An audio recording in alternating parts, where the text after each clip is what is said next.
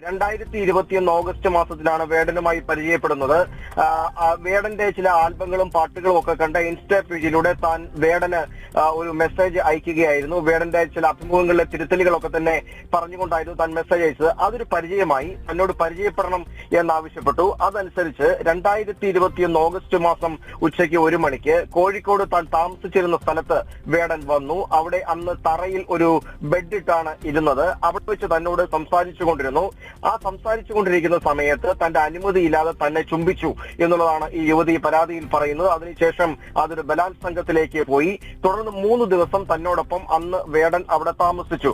മാത്രമല്ല ഇത്തരത്തിൽ പിന്നീട് 5 സന്ദർഭങ്ങളിലായി തന്നെ ഇത്തരത്തിൽ വേടൻ പീഡിപ്പിച്ചിട്ടുണ്ട്.